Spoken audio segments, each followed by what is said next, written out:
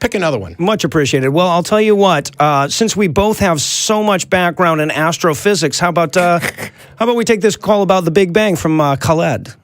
All righty. Khaled in Toronto, thanks for waiting. You're on with Noah. Hello, can you guys hear me? Sure can. Hi. So first of all, I want to say thanks for taking my call, Noah and Matt. So I've been a big fan of the show. I've been watching since I was like 13. Thanks for making me feel old. I'm 19 now, so... All right, not that old. Yeah, so...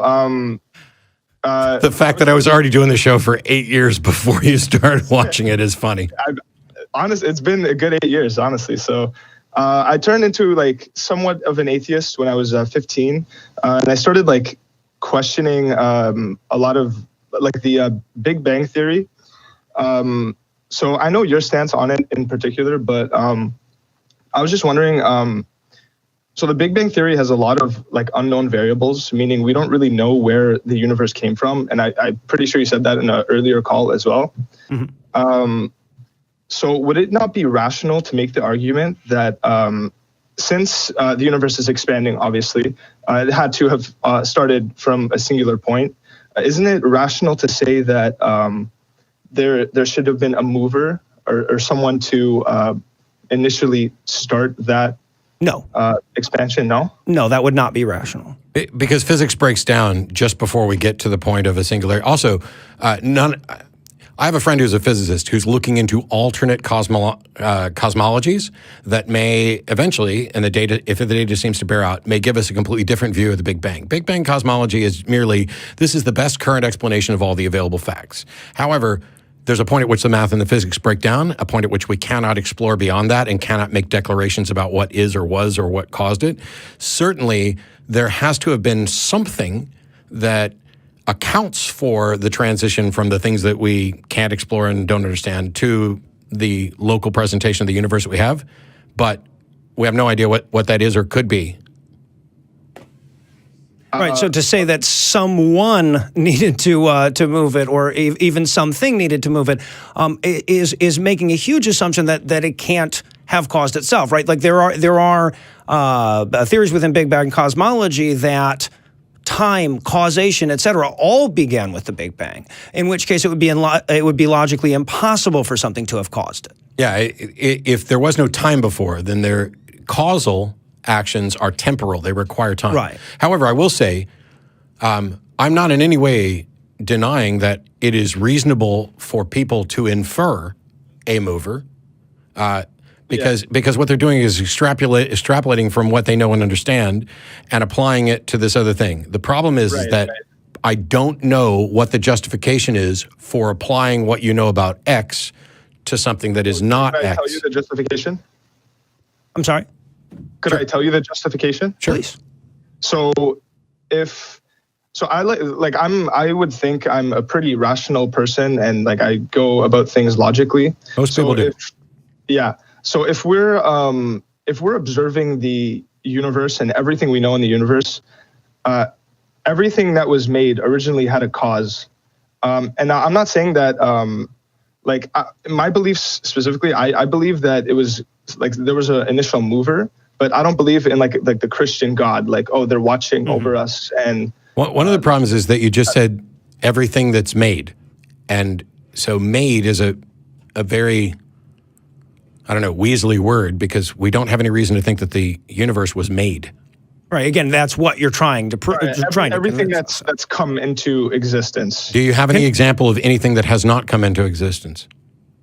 Okay, so I saw you said we don't have it. If we don't have an example of nothing, sorry, could you fill the blanks? I remember you made this statement, and I had an answer. Yeah, if we don't have any examples of a thing that didn't come into existence, we can't thereby draw conclusions about the nature of a thing that didn't come into existence. And it's worse than that, because what my objection is, let's assume for a second that there is all of this which came into existence, which we're not necessarily sure that's true, and then there is something else that did not come into existence. So now we have X is these things that came into existence, and not X are things that didn't come into existence.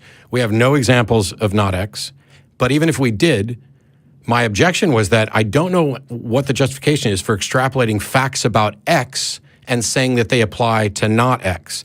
And so even if there was something that didn't come into existence, I think it would be clearly, obviously a mistake to conclude that because this fact about X is true of X, that it's also true of not X, and that's not the case. Yeah. Okay, I can understand that view as well. So I just have another quick question. I know you guys are running out of time. Actually, technically the show should be over, but so I'll make this quick. So how do you? So I think it's impossible, first of all, to prove the existence of a God, which makes it really like. I would say currently impossible. Currently, well, we don't know if right. any means could ever be like we don't know how to. That's why I added the word currently. The situation may change. I'm not aware of any way to demonstrate this now. Okay. Go ahead. Okay, that's fair. So I was just wondering, like, so evolutionary wise, how do you explain the need for like humans to constantly wonder where the universe came from? Like, how does that help us on an evolutionary scale? And also, if our thoughts... Oh, that's easy. Yeah, I was going to say, are you asking how curiosity helps us from an evolutionary perspective? I guess so, yeah. I mean, I feel like you can just kind of look around at human inventiveness and that sort of answers itself, right? Learning about the world benefits us. And being curious about things that we don't understand is exactly what that is. At one point, we didn't understand electricity, and now we have a better understanding of it. So we are an inquisitive species, and we benefit from that because it teaches us about the world. The fact that there are questions that we can't currently answer and may never be able to answer is not surprising because we ask questions. Right. Okay, that makes sense. I was just asking that question because so my parents are very religious, and I grew up in a Muslim household, but I was always like skeptical since I was a kid, and every time I was skeptical, my mom would tell me to like look outside, look at the trees, look at and that would just drive me crazy because it didn't really explain anything. For what it's worth, though, that's the one that the Quran keeps going back to again and again, right? Just trees, mountains, rain. And side note, I apologize for this. Going back to the previous call about nobody knew about blood before Jesus, it reminds me of the things in the Quran where like it describes a fetus. As if nobody had ever seen a fetus. A bunch of agrarian people who were raising and birthing animals had never seen a miscarriage or a fetus. No, and nobody's ever cracked an egg and been surprised by what was inside of it. It's just bizarre. Yeah, and also there's a thing about the Dead Sea or a sea separating in the middle, so something like that. And the waves beneath the waves argument. Yeah. I was always skeptical. Like I don't believe any of that stuff, but I just like I can't seem to knock the I constantly because I've been watching this show for a while and I was an atheist for like a long time, but I just can't seem to rationally think about I think it's a human issue as well that we don't want to believe that we came from nothing.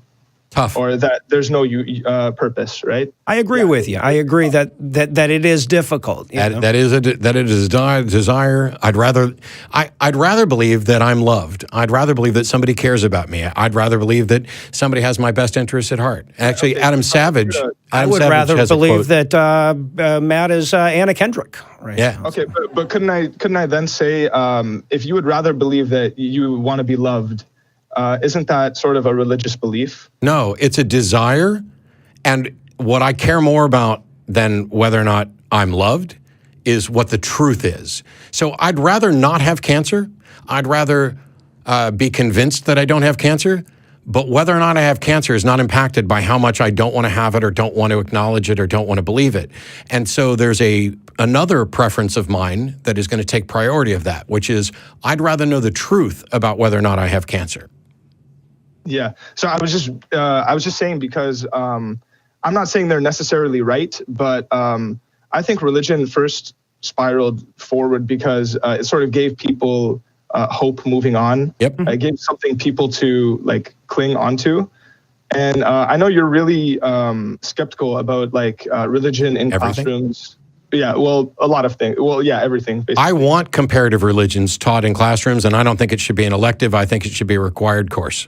Right. Amen. So my question is, if people find solace, or if they find meaning or purpose in their life following a religion, is that morally wrong or morally bad if they don't impose it on anyone else? Like my mom, for example, she's a Muslim, like, to the core. Does she vote? But, yes, she does. Then she's disqualified from your claim that she's not imposing it on anybody else, because what you believe in fact informs your actions and your decisions. And when you vote on behalf of those things, you are effectively impacting the rest of the world. I don't believe that there's any belief that one can truly hold that has no impact on any other belief or anything else. I think there's some that are less harmful. Right. But the problem with that is you're sort of like you're supposing that your belief is the right one. Correct. My belief is that theism has not met its burden of proof. Yeah, right. Now, keep in mind that it's not in itself unethical or immoral or wrong to think that your belief is right, especially when your belief is right. Right, like, so if all the evidence agrees with you, if believing what you believe is the best explanation currently available in the universe, then it's not closed-minded. It's not detrimental in any way to then say, yes, this is the way things are, right? The alternative to that is that we all get our own realities, and obviously, we can't function as a society like that. Yeah. Also, like that was another thing as well. Like the whole idea of an afterlife and that sort of. That'd be awesome, wouldn't it? It would be really awesome, but it doesn't really make sense. But. Yeah, and until I have a reason to think that there is an afterlife, my primary concern is always going to be the one and only life I know I'm going to get because I'm living it. Yes, exactly. Well, that was my biggest question. So when I came out to my mom about like these beliefs, what I told her was, so if I'm a rational thinking, I'm pretty sure I got this from you, Matt, a long time ago.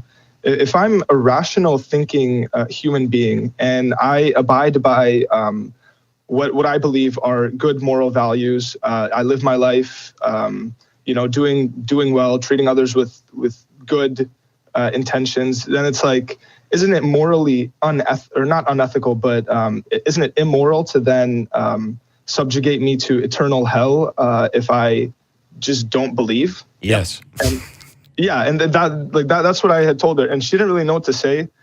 So she just kind of, just like. Especially when you consider what Matt was saying earlier about the fact that you cannot choose your beliefs, right? Like if I decided right now that I really, really wanted to believe in God, I can't. That's not how beliefs work. Exactly what I told her as well. Mm-hmm. It's like she would try to get me to. She would never impose a religion on me, but she would ask me to pray and how she would feel like it's an out of body experience when she's praying and she feels really like connected with God. And it's like I told her if I'm praying and I'm not reciprocating those feelings, then does my prayer really count? Right. Well, and also I get that same feeling when I eat mushrooms or take LSD. It doesn't make it like it's all subjective. All the feelings. Mm-hmm. It's like how you describe them. Some people say God. Some people say, whatever. Yeah. So that was basically all I had for today. Sure. Well, thanks a lot for calling. We really appreciate it, especially people who waited all the way through the lengthy show. Yeah. We got 2 more calls I want to get to, but Khaled, go ahead and call us back sometime. Always room for more questions, and don't forget about the other shows like Talk Heathen and stuff like that. Appreciate your time.